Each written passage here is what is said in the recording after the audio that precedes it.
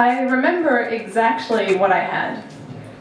Half a glass of white wine, some roast chicken, a rum ball, and some Christmas pudding.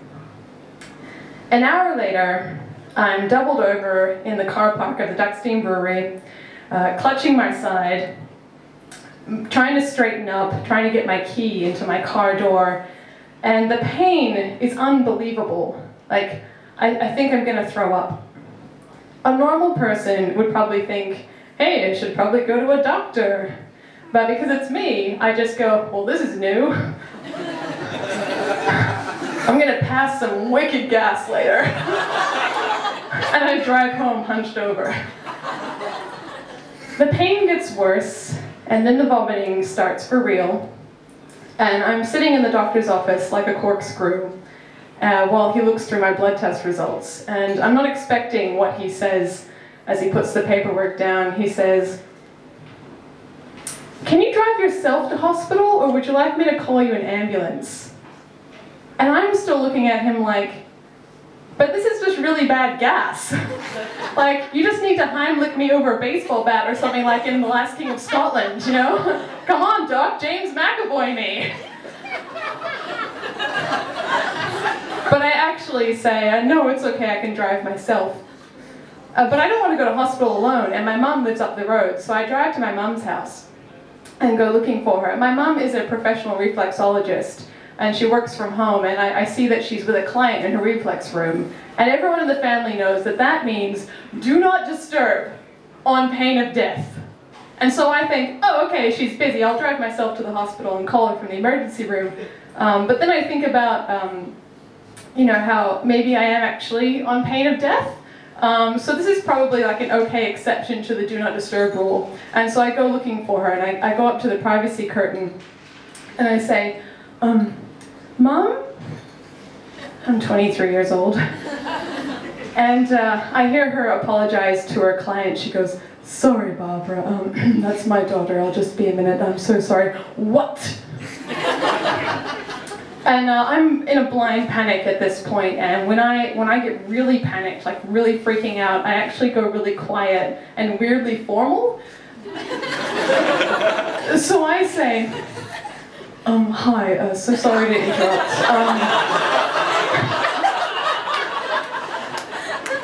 I was just wondering if you could do me a favor and drive me to the hospital." And she just looks at me. And I say, "I'm gonna go pack some track pants because I don't know how long I'm going to be there. I'm in a lot of pain." And she looks at me with this face she has that says, "Kaitlyn, you know I don't get your jokes." And I say, "Okay, I'll meet you out front, bye." At the hospital, they tell me that they're gonna have to starve me out. And the doctors don't know what's wrong with me, and to find out they need to put a camera down into my stomach. For that to happen, there needs to be nothing left in my stomach, so I can't eat or drink anything, including water, for 2 days. Yeah. And when I hear that I'm gonna have to starve myself, I feel relieved. I'm like, this I know how to handle. I know how to starve. Some people eat their feelings. I starve my feelings. It didn't always used to be this way. Like, I love food, but I have the kind of relationship with food that Taylor Swift would write an album about, and I would buy that album, and I would listen to it on repeat while smashing a cheese pizza. Woo! Yeah, I love food. And I used to always eat heaps, but I was always skinny. I just somehow have always been skinny. My party trick when I was at school was to suck in my stomach and fit one of my hands underneath my rib cage. Let's see if I can still do it. No. Okay, shouldn't have had dinner tonight.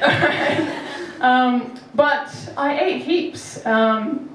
The canteen ladies at high school knew me by sight and name, and the huge order of food that I would put in every day to supplement the nutritious meal that my mom had also packed for me. And I would go up to them and I'd be like, hi Trish, today I think I'm gonna get, and she's like, we know Kaitlyn, we know, you're regular. And then I would say, yeah, just that today, but we both knew that I was coming back for a billabong later. And then there was the afternoon snack I would fix myself after school, and then there was a huge American-style dinner and dessert, of course, and then a massive breakfast the next morning before I went to school to start it all again. And the candy that I would keep in my blazer pocket for emergencies. I should have been 1,000,000 kilos, basically. But my dream run with food ended when I was 16, when I collapsed with a mystery illness. It was year 11, and all of a sudden I couldn't walk anymore. My hair started to fall out, and I had unexplained muscle pain, and my throat burned from the constant acid reflux. The doctors eventually diagnosed me with chronic fatigue syndrome. All of a sudden, I was allergic to everything. I'm told that I missed a whole term of school. I don't really remember. I know that I was bedbound for about 3 months, and I couldn't go to the bathroom without help, and I couldn't leave the house except in a wheelchair. And I barely ate anything. My mum and I were trying to work me up to eating a whole cracker in one sitting. It was a big accomplishment if that happened. All of a sudden, everything that I ate made me feel sick, and I immediately wanted to throw up. But I had nothing to throw up because I couldn't eat, so imagine about 6 months of that. So I became really thin. And I haven't really been the same since, because all of a sudden food was the enemy. And starvation was painful, but it felt kind of cleansing, you know? Like I was letting all the poison go out of my body. Not eating felt pure. I made sure not to say that to people, because if a thin girl says that to you, everyone starts going about how you're beautiful to them, and society's restrictive beauty standards. But it was never about being thin or looks for me. It wasn't even really about controlling my life. It was just about making the choice between feeling like I wanted to throw up all the time or feeling like a little bit hungry all the time. And I chose to feel a little bit hungry.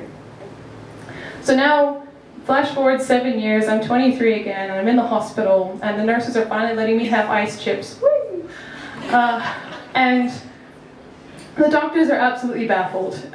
The scans have shown that my pancreas is extremely inflamed, and if it had gone on for even another week, then I might have ended up with permanent scarring, which might have led to diabetes or death.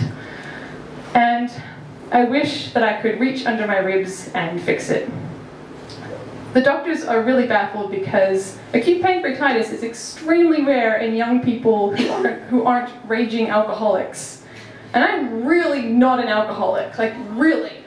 Honestly guys, I'm not. But every single doctor who attends me at that hospital tries to trick me into admitting that I'm an alcoholic. So every conversation will be like, yeah, how are you finding the food? Are you an alcoholic? The last thing I remember before I went under the anesthetic for my endoscopy was the anesthetist going, how are you feeling down there? And I was like, yeah, man, I'm like really good. I'm feeling really good. And he was like, would you say you're a big drinker? And the last thing I remember saying before I passed out was, no! I tried to tell the doctors, I don't drink my feelings. I don't eat my feelings. I starve my feelings. I mean, I remember exactly what I had at the Duckstein Brewery. Half a glass of white wine, a rum ball, some roast chicken, and a slice of Christmas pudding. And I remember because I was keeping track. And as someone handed me the Christmas pudding, I clearly remember thinking, no, you've already had too much food. This is too much. But everybody was looking at me, and I thought, can't you just be normal? Just take it. What's the worst that can happen? Thank you.